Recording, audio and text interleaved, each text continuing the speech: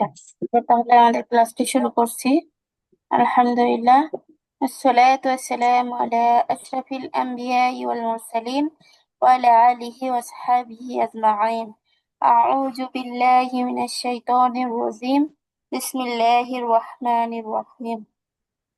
আমরা সকলে পড়ি, রব্বি জিদনি ইলমা, রব্বি জিদনি ইলমা, রব্বি জিদনি হুম। ইলমা। আজকে আমাদের ৭০তম ক্লাস। আমরা অলরেডি অনেকগুলো ক্লাসই করে ফেলছি। তো পূর্বে যতটুকু শিখছি আমরা কায়দা, সেগুলো ইনশাআল্লাহ প্র্যাকটিসের উপর রাখবো এবং মনে রাখার চেষ্টা করব যাতে ভোলা না যায়। আর আজকে নতুন একটা কায়দা শিখবো, সেটাও খুব মনোযোগ দিয়ে বোঝার চেষ্টা করবো ইনশাআল্লাহ।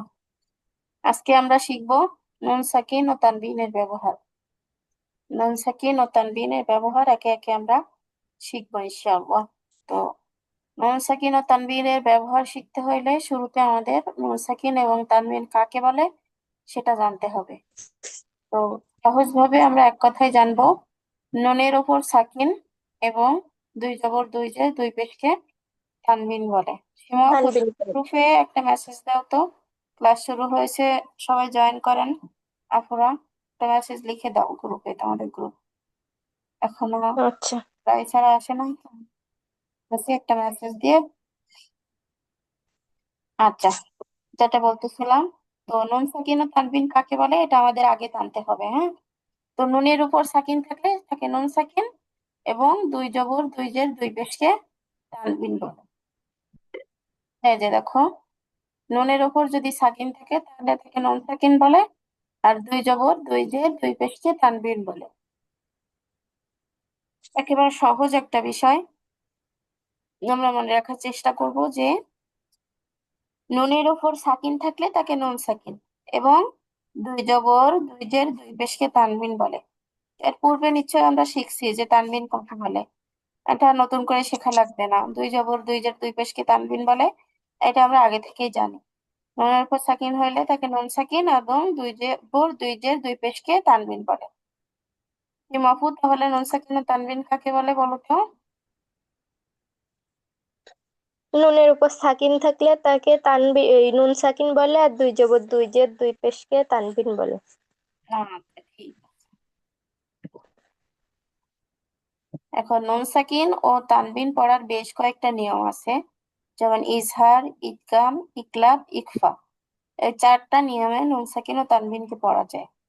তো আজকে আমরা একটা নিয়ম, এখানে দেখতে পাচ্ছি শুরুতে আছে ইখফা, এটা আমরা শিখবো ইনশাআল্লাহ। ইখফা শব্দের অর্থ হচ্ছে লুকিয়ে পড়া। ইখফা শব্দের অর্থ কি? লুকিয়ে পড়া বা লুকিয়ে পড়ে। গোপন করা, হ্যাঁ।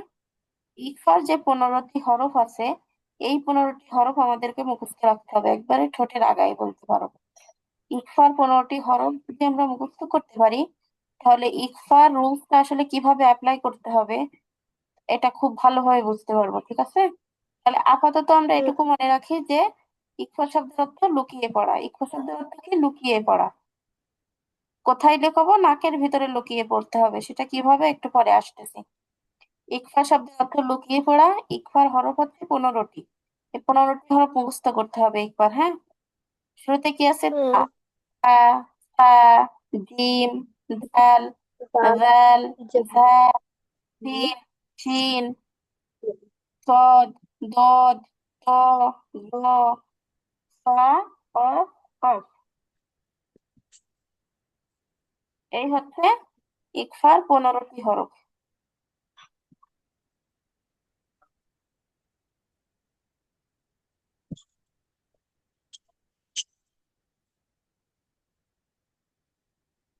আচ্ছা আপু, ইকফা শব্দের অর্থ এবং ইকফার 15টি হরফ এটা একটু মুখস্থ করে দাও তো এখন। ইকফা শব্দের অর্থ লুকিয়ে পড়া। ইকফার হরফ হচ্ছে 15টি। তা, খা, জিম, দাল, জাল, ঝা, সিন, শিন। এ পর্যন্ত আগে হোক, তারপরে পরের পেজে যাচ্ছে, হ্যাঁ। সাদ, আচ্ছা। দাদ, ত, জ, ফা, কফ, কাফ। এই হচ্ছে 15টি হরফ, মুখস্থ করো।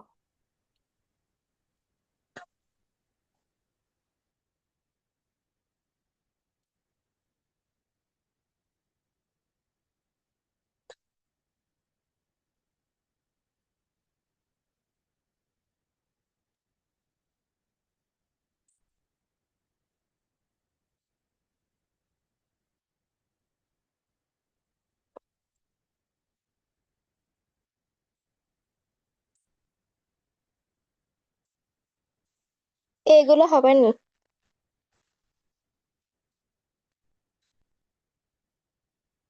ঠিক আছে আপু, তাহলে পরের পেজের গুলো মুখস্থ করো।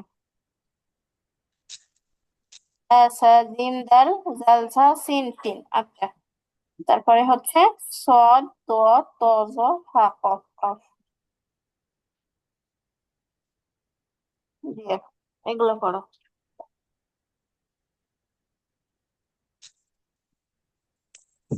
এগুলো হবে নি। আন্দাজে বলতে পারবে আপু? হ্যাঁ। আচ্ছা ঠিক। আচ্ছা বলো, ইকফা শব্দের অর্থ কি? ইকফা শব্দের অর্থ লুকিয়ে পড়া। একবার হরফ কয়টি? 15টি। হম, প্রতি হরফ কি কি বলো? তা, সা, জিম, দাল, জাল, ঝা, সিন, শিন, সিন, সোয়াদ দোয়াত, সোয়াদ দোয়াত, ত, জ, ফা, কফ, কাপ। হ্যাঁ, এটা আরেকটু প্র্যাকটিস করবো বাড়িতে, হয়েছে আলহামদুলিল্লাহ। মানে একদমই বলতে পারো, এরকম ঠোঁটের আগায় থাকবে, ঠিক আছে? আরেকটু ভালো করে আচ্ছা। আয়ত্ত করো। আচ্ছা যাই হোক, এখন আমরা নুন সাকিন ও তানবিনের ইকফাটা কি এবং কিভাবে পড়বো সেটা শিখবো ইনশাআল্লাহ। তো দেখো, নুন সাকিন বা তানবিন কাকে বলে একটু আগে আমরা জানছি।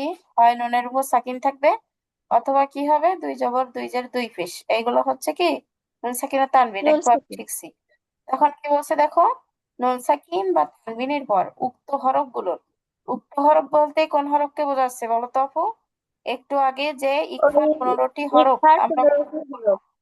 জি জি, একটু আগে ইকফার যে 15টি হরফ আমরা মুখস্থ করলাম, ওই 15টি হরফকে বলা হচ্ছে উক্ত হরফ।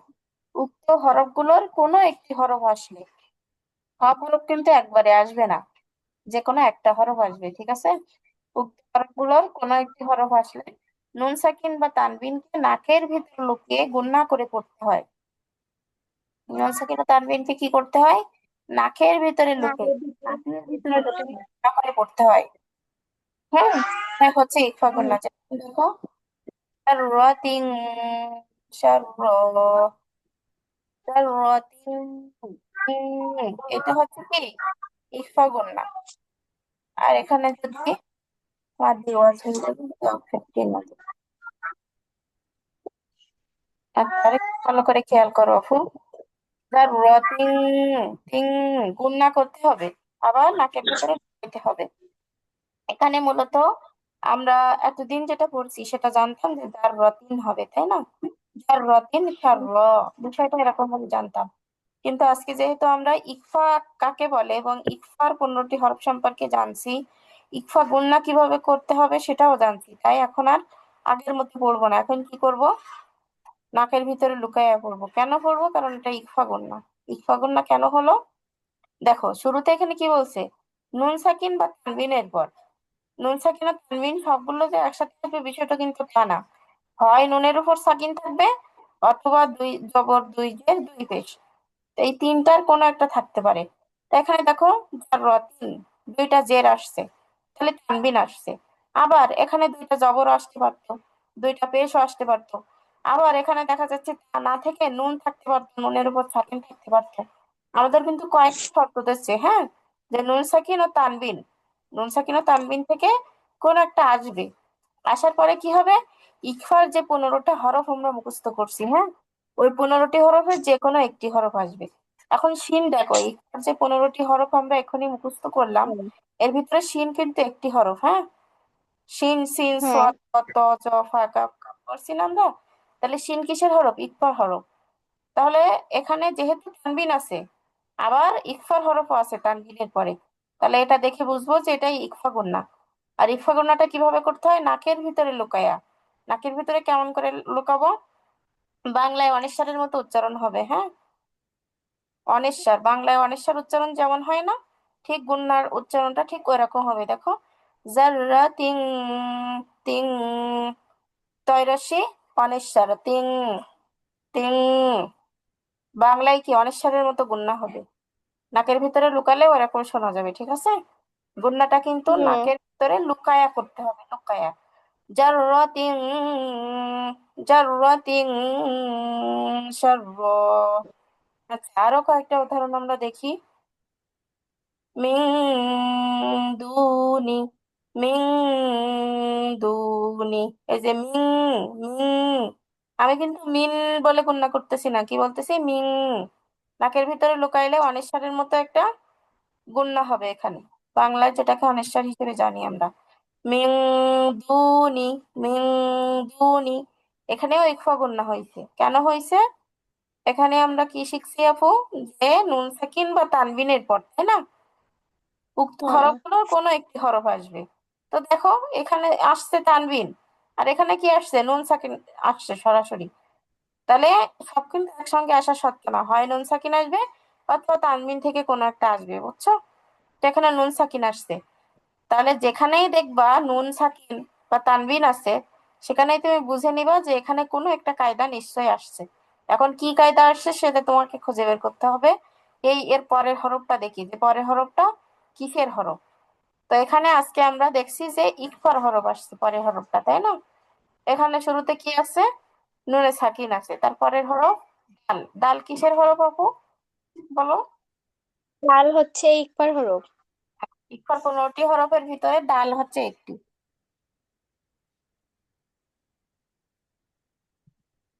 তা, ফা, জিম, দাল, তাই না? জালসা, এভাবে হুম। পড়ছি না আমরা? তাহলে দাল হচ্ছে ইকফার একটি, এখানে ইকফা গণনা করছি আমরা। সবগুলো একই ভাবে দেখো, আবদাং শাকুরন, আবদাং শাকুরন। এই যে আবদাং, দাং, এটা কি ইকফা গণনা। কেমনে হলো?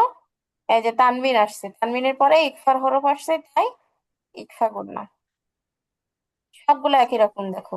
আল ইনসানু, আল ইনসানু, আল ইনসানু। এই যে ইং, গুণনাটা কিসের উপর করবো, এটা নিয়ে আবার মুসাফায় পড়ে যেও না। যেখানে নুন সাকিন ও তানবিন দেখবা, ওই নুন সাকিন এবং তানবিনের পরেই কিন্তু গুণনাটা করতে হবে, হ্যাঁ। ইকফার হরফে যেয়ে কিন্তু গুণনা করলে হবে না, গুণনা কিসে করতে হবে, নুন সাকিন এবং তানবিনে কিন্তু গুণনাটা করতে হবে। এখানে দেখো নুনে সাকিন আছে, তাহলে গুণনাটা কিন্তু ওই নুন সাকিনের উপরেই হবে। তারপর এখানে দেখো তানবিন আছে, এরপর ইকফার হরফ, এই গুণনাটা কিন্তু ওই যে তানবিনের হরফটাকেই কিন্তু গুণনা করতে হবে আমাদের, ঠিক আছে? তাহলে এখানে আল ইনসানু, নুন সাকিন আছে, তারপরে ইকফার হরফ আসছে, নাকের ভিতরে লুকায়া কি করছি, গুণনা করছি। তারপরে দেখো ফাআনজারতুকুম, ফাআনজারতুকুম। এই যে ইকফা গুণনা করলাম। কেন করলাম? কারণ নুন সাকিনের পরের হরফটা কি, জাল, জাল, ঝা, তাই না, ইকফার হরফ। জাল হচ্ছে কি, ইকফার হরফ। তারপরে দেখো আইনিন জারিয়া, এখানে যদি থামি তাহলে বলতে হা হয়ে যায় শেষে, আর না থামলে কি হবে, জারিয়াতিন, এরকম হবে বিষয়টা, তাই না? আইনিন, মূলত আমরা ইকফার দিকে এখন ফোকাস করব। এই যে তানবিন আসছে, তানবিনের পরে জিম হচ্ছে ইকফার হরফ, তাই এটা হচ্ছে নাকের ভিতরে লুকায় অনস্বরের মতো করে গুণনা করতে হবে। আইনিন জারিয়া। বিষয়টা কি বুঝে আসছে আপু, বুঝতে পারছো হুম। কিনা? হ্যাঁ, বুঝতে পেরেছি। আচ্ছা, এখন বলো সীমা আপু, ইকফা গুণনা কাকে বলে? ইকফা গুণনা হচ্ছে, তো 15টি হরফ থাকলে সেগুলো 15টি হরফের উপরে তানবিন থাকলে সেগুলোকে ইকফা গুণনা বলে। ভালো করে বলো আপু আরেকবার।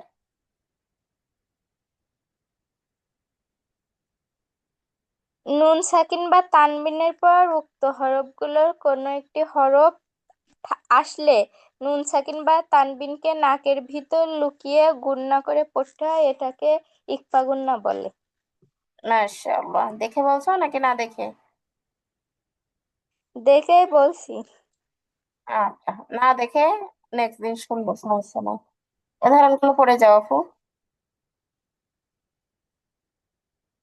জাররাতিন শাররা। হয় নাই। আবার জাররাতিন শাররা। তিন গুণনা করো। শুধু তো ইকফা করতে বলি না, এখানে গুণনাও করতে হবে, হ্যাঁ। জাররাতিন, আমি কিভাবে করছি দেখো। জাররাতিন শাররা, জাররাতিন শাররা। নাকের ভিতরে লুকায়ে গুণনা করতে হবে, হ্যাঁ। আবার জাররাতিন শাররা। তারপর মিন দুনি। মিং গুণনা হইলো না তো আপু, আবার বলো। মিন দুনি। হুম।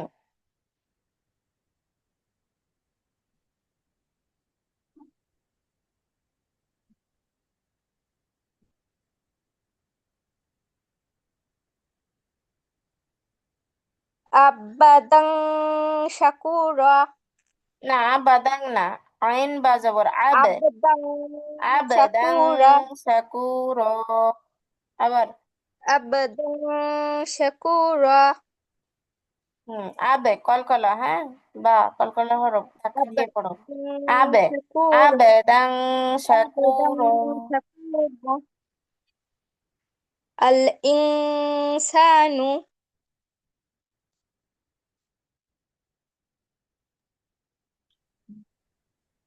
না, এটা হয় নাই তো। আল এখানে ইনসানু। এখানে ইনসানু হবে, এখানে কিসের চিহ্ন আছে দেখে পড়ো। চিহ্ন। আল ইনসান। হয় নাই। আল আবার ইনসান।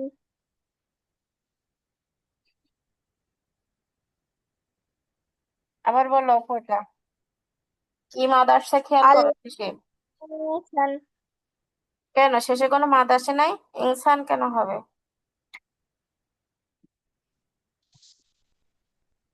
একটা পড়তে যে আরেকটা ভুলে গেলে এখানে হবে না তো। কি মাদ আসছে মাদার্জি শেষে? আসছে। হ্যাঁ, তাহলে মাদে আরজি মাদার্জি। করো। আবার বলো। ফিনালি। আল ইনসান। শান না বা সান। সান, হ্যাঁ। আল সান। ইনসান, আল আল ইনসান। ইনসান। আল ইনসান। হুম। فأن فأنذرتكم. না, হয় নাই আপু, খেয়াল করো, তাই পেশ আছে। فأنذرتكم، فأنذرتكم। فأنذرتكم.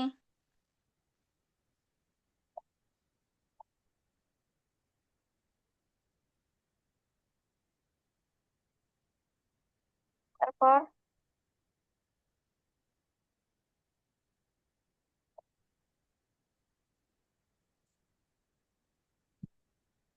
عينا নাং جارية. কেন হবে? নুন দুই যে নিন হয় না, সেখানে নিং। আইনিন জারিয়া। عين جارية. এটা নাই আপু, জারিয়া। জারিয়া। আইনাং নাং জারিয়া। না, নাং কেন বলছো আপু? আবার আইনিন জারিয়া। জারিয়া। আচ্ছা, ভালোভাবে হয় নাই। একটা একটা শব্দ দুইবার তিনবার করে বলো। জাররাতিন শাররা, জাররাতিন শাররা, জারাতিন জাররাতিন শাররা। শাররা। জারাতিন শাররা। জারাতিন শাররা। জারাতিন শাররা। মিং দুনি। মিং মিং কিভাবে দুনি। গুন্নাগুলো যদি সুন্দর করে পড়ো, তাহলে তোমার তেলাওয়াত অনেক সুন্দর হবে যখন তেলাওয়াত করবা, ঠিক আছে। গুন্নায় ফাঁকি দিও না, আমি যেভাবে বলছি এভাবে ট্রাই করো। মিং দুনি, মিং দুনি। গুণনাটা মিং এক আলিফ পরিমাণ সময় দুনি। যতটুকু, বুঝছো? আমরা শিখছি না যে এক আলিফ পরিমাণ সময়, দুইটা হরকত বলতে যত সময় লাগে ততটুকু। তো গুণনাটাও ঠিক এক আলিফ পরিমাণ সময় ধরে করবা। মিং দুনি, মিং দুনি। তার মানে এখানে পেশের বামে মিং যজমানো ওয়াও আছে। এটা দুনি। কিসের হরফ আপু? মাদের হরফ, তাই না? মাদের হরফে ঠিক আমরা যতটুকু টান দিব, গুণনার সময়টাকে ঠিক ততটুকু সময় দীর্ঘ করব, ঠিক আছে? মিং দুনি, মিং দুনি। মিং দুনি। মিং দুনি। মিং দুনি। মিং দুনি।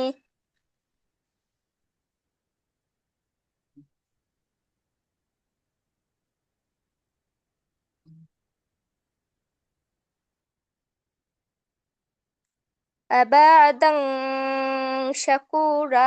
আবাদাং এই, শাকুরা। আপু বানান করো, ভুল ভাল করো না। ওখানে আবার লেখা আছে নাকি? আবদাং শাকুরা। হুম।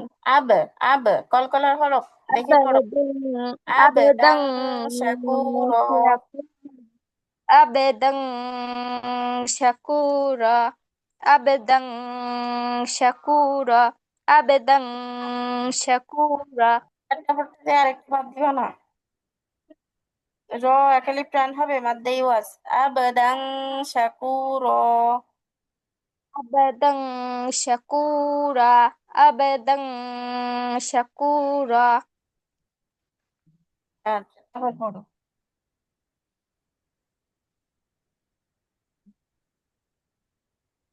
আল ইনসান। আল ইনসান। আল ইনসান।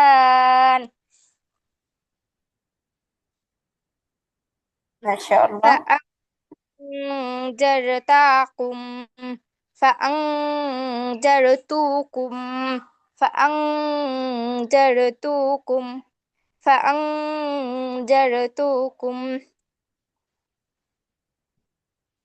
মাশাআল্লাহ।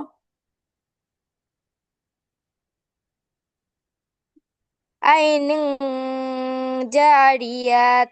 عين جاريات. عين جاريات.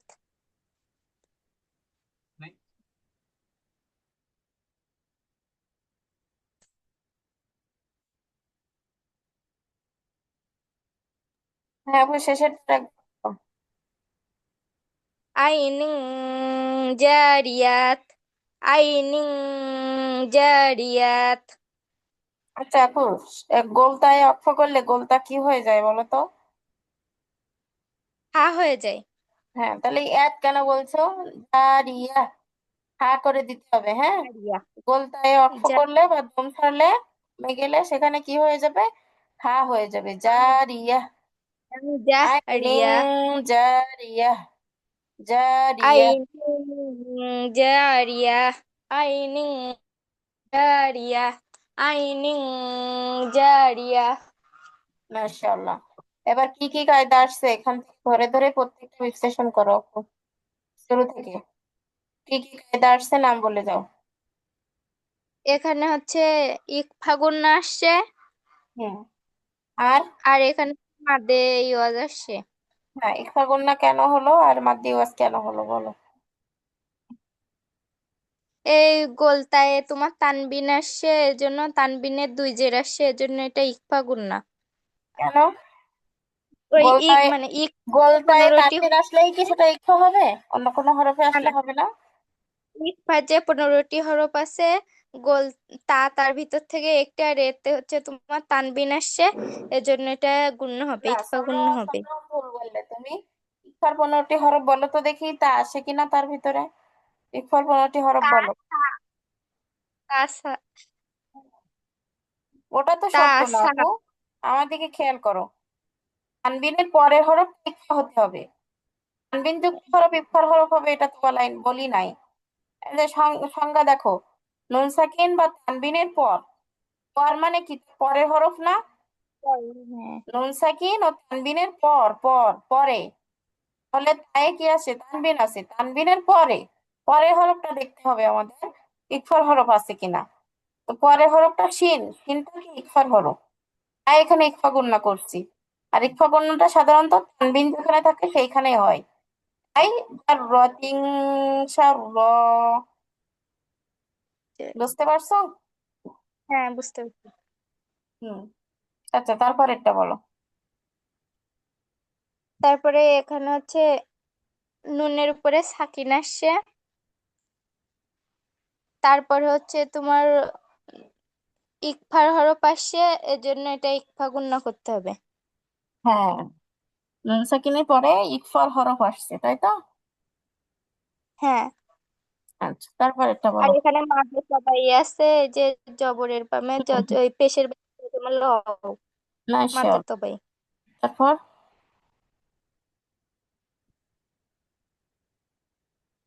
আর এখানে হচ্ছে তোমার তানবিনের পরে হচ্ছে ইকফার হরফ আসছে, আর এখানে হচ্ছে এজন্য এটা ইকফা গণনা করতে হবে। আর এখানে হচ্ছে মাদের হরফের পরে মাদের হরফের পরের হরফে এখানে হচ্ছে ওয়াকফ করা হয়েছে, এজন্য এটা মাদে ইওয়াজ হবে। না, আমাদের হরফে পরের হরফে একটু করলে তো আমাদের আর কি হয়, মাদের আওয়াজ হরফের কেন? পরের হরফে দুই জবরের তানবিন আছে, এজন্য এটা এক জবর বাদ যে এক আলিফ পরিমাণ টেনে পড়তে হবে। হ্যাঁ, এটা হচ্ছে ওয়াও। আর এই নিচের বাংলা যতমালা ওয়াও, এটা হচ্ছে কি সবাই, ঠিক আছে? করবেই। আর এখানে হচ্ছে ইচ্ছাটা কিভাবে হলো, একটু ব্যাখ্যা করো তো আপু। এখানে দুই জবরের তানবিনের পরে হচ্ছে ইকফার 15টি হরফের ভিতর থেকে একটি আসছে, এর জন্য এটা ইকফা গণ্য সেটা করতে হচ্ছে, হবে। বলো তো। সেটা হচ্ছে সিন। শিন না, ওটা শিন, শিন, ঠিক আছে। শিন। সিন। সিন। আচ্ছা, আজকে এই খুব গুরুত্বপূর্ণ একটা টপিক শেখাচ্ছি তোমাকে। রাইসারা ক্লাসে আসলো না, এটা খুবই ভালো হতো। আচ্ছা, তারপরে করো।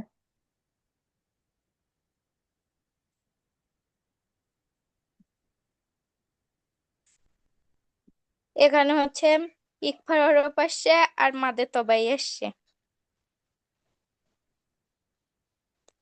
আবার বলো, হয় নাই?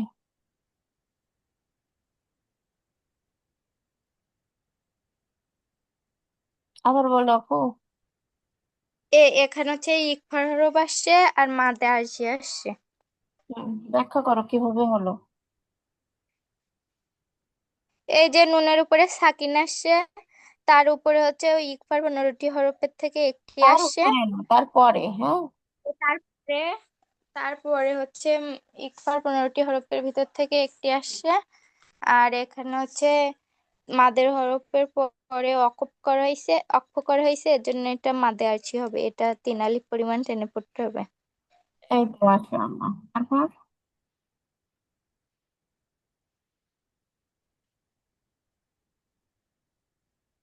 আর এখানে হচ্ছে এই যে নুন সাকিনের পরে হচ্ছে ইকফার 15টি হরফের পরে একটি আসছে।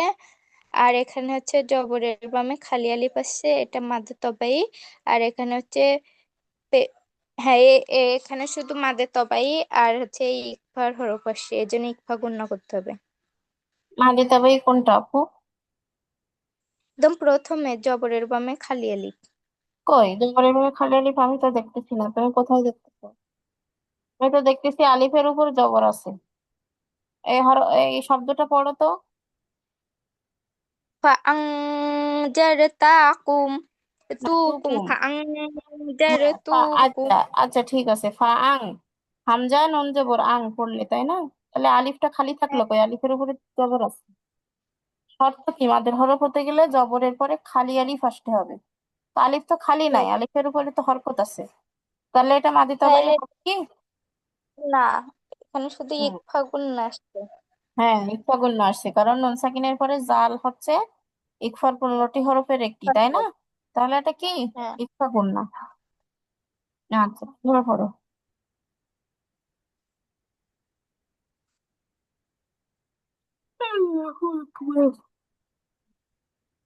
আপু শেষেরটা বলো। এখানে হচ্ছে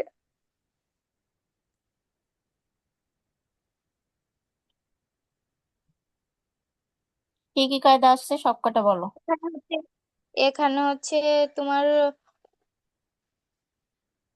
দুই জেরের তানবিনের পরে ইকফার 15টি হরফের পরে একটি আসছে, এজন্য এটা ইকফা গুণ হবে। আর এখানে হচ্ছে জবরের বামে খালি আলিফ আছে, এটা হচ্ছে মাদের তবাই। আর এখানে গোলতা হচ্ছে গোলতায় হা হয়ে যাবে। মাশাআল্লাহ, এই তো সুন্দর বলছো। আচ্ছা, তো ইকফা গুন্নাটা কিভাবে করতে হয় আপু?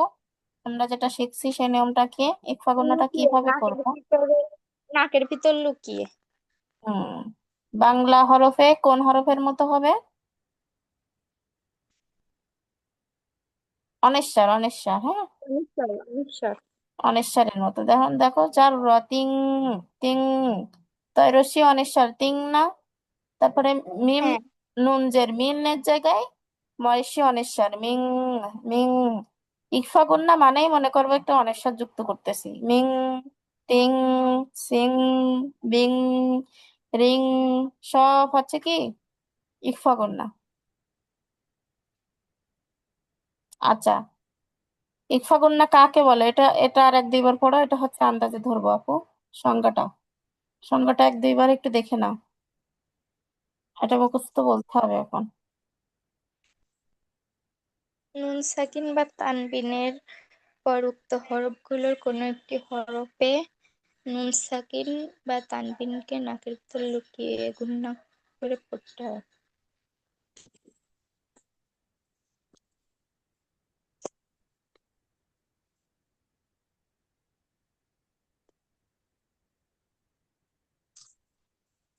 হ্যাঁ, হবে।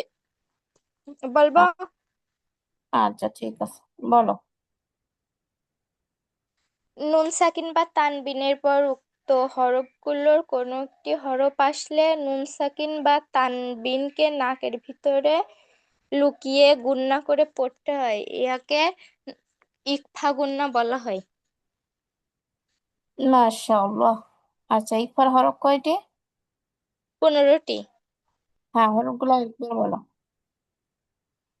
ইকফার হরফ 15টি: তা, সা, জিম, দাল, জাল, ঝা, সিন, শিন, সোয়াদ, দোয়াত, ত, জ, ফা, কফ, কাফ। মাশাআল্লাহ। ইকফা শব্দের অর্থ কি আপু? ইকফা শব্দের অর্থ লুকিয়ে পড়া। আচ্ছা, মাশাআল্লাহ। আচ্ছা আপু, আমরা মাখরাজ শিখছিলাম কয় নম্বর পর্যন্ত স্মরণ আছে?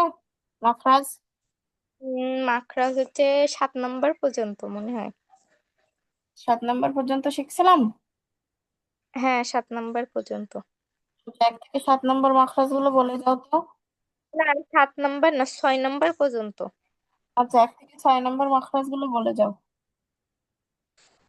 1 নম্বর মাখরাজ হলকের শুরু হইতে হামজা, হা। দুই হামজা, নম্বর হামজা, হাম হা।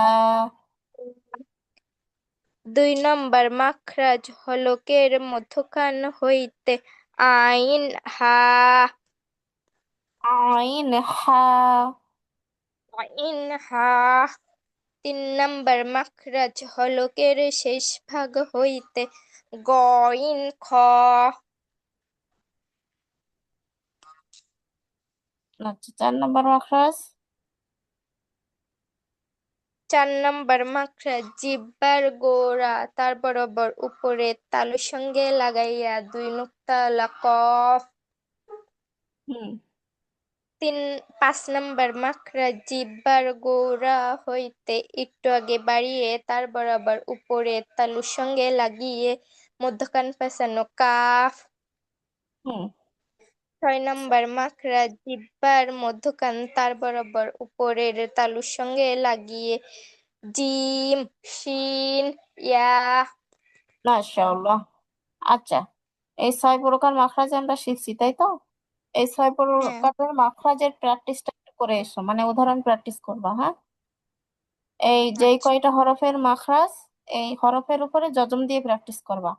কারণ মাখরাজ উচ্চারণ করার সঠিক কৌশল আমরা কি শিখছিলাম? যে যেই হরফের মাখরাজ উচ্চারণ করব ওই হরফের উপরে যজম দিয়ে পড়তে হবে, তাই না? যজম দিয়ে হ্যাঁ। দেখা হচ্ছে তোমাদের কায়দাতেও অনেক উদাহরণ পেয়ে যাবা, অথবা আমি যেখান থেকে শিখিয়েছি ওখান থেকেও করতে পারো। নেক্সট দিন তোমার কাছ থেকে পড়া নিব হচ্ছে ইকফা, নুন সাকিন ও তানবিন কাকে বলে, ইকফা কাকে বলে, ইকফার হরফ কয়টি এবং ইকফা গুণনা পড়ার নিয়ম কি। আর পড়া নিব হচ্ছে 1 থেকে 6 নম্বর মাখরাজের উদাহরণগুলো। ঠিক আছে, এটাই হচ্ছে বাড়ির হুম। কাজ। আর আপু তোমার কোনো প্রশ্ন থাকলে করতে পারো, কোনো অসুবিধা থাকলে, না হলে আজকের ক্লাসটি এখানে শেষ করতে যাচ্ছি। আচ্ছা আপু শোনো, ওই যে হচ্ছে উজু করার পরে আয়নায় মুখ দেখা যাবে? মুখ দেখলে কি উজু ভেঙে যাবে এরকম কিছু? না না না না, কোনো সমস্যা নেই, অজু করার পরে তুমি আয়নায় মুখ দেখতে পারো। এটা হচ্ছে তোমার, যারা বলে থাকে এটা হলো সমাজের অপসংস্কৃতি, বুঝছো? এর সাথে ইসলামের কোনো আচ্ছা। নেই। তবে হ্যাঁ, নামাজ যখন তুমি পড়বা তখন যেন তোমার আয়নাটা সামনে না থাকে, এটা খেয়াল রেখে পড়তে হবে। ঠিক আছে? তুমি যখন নামাজে দাঁড়িয়ে যদি যাবা আবার তখন যেন তোমার সামনে আয়না না থাকে, আর আয়নায় যদি থাকে তাহলে আয়নার উপরে কাপড় দিয়ে তারপরে পড়তে হবে। কিন্তু নামাজের আগে আচ্ছা। যদি তুমি আয়নাতে তোমার চেহারা দেখো, সেক্ষেত্রে উজু থাকবে, কোনো সমস্যা নাই। বুঝতে পারছো? আচ্ছা, আর রাত্রে কি আয়নার উপরে কাপড় দিয়ে রাখতে হয়? এখন রাত্রে যে আয়নার উপর কাপড় দেওয়া লাগবে বিষয়টা এমন না। এখন দেখা যাচ্ছে তুমি যদি রাতে মনে করো যে আয়না আর ব্যবহার করবা না, সেক্ষেত্রে তোমার উপকারের জন্য তুমি রাখতে পারো। ঢেকে রাখলে যেন রাতে হঠাৎ করে নিজেকে দেখে ভয় টয় না পাও। ধরো তুমি ঘুম থেকে উঠলে নিজেকে আয়নায় দেখে হঠাৎ ভয় পাইলে, এইসব কারণে তো ঢেকে রাখাটা উত্তম। কিন্তু রাখতেই হবে এরকম কোনো মানে ধরা বাঁধা কোনো নিয়ম নাই, এটা তোমার ইচ্ছাধীন। বুঝছো? তবে নামাজ পড়ার সময় আচ্ছা। আয়নার দিকে যেন কখনো হচ্ছে আয়নাটা যেন তোমার নামাজের সামনে খোলা না থাকে, এটা খেয়াল রাখতে হবে নামাজ আদায় করার সময়। অন্য সময় থাকলে কোনো আচ্ছা। অসুবিধা নেই। কারণ আচ্ছা ঠিক আয়না আছে। যদি তোমার সামনে থাকে নামাজের সময়, তাহলে তোমার চেহারার অভাবটা ওখানে দেখা যাবে, তখন নামাজ ত্রুটিপূর্ণ হয়ে যাবে। সেক্ষেত্রে এটা মানতে হবে আর কি। না এমনি কোনো অসুবিধা নেই। আর কোনো প্রশ্ন আপু? না, কোনো প্রশ্ন নেই। আমার কথা হলো, আসসালামু আলাইকুম রহমতুল্লাহ। ওয়ালাইকুম আসসালাম।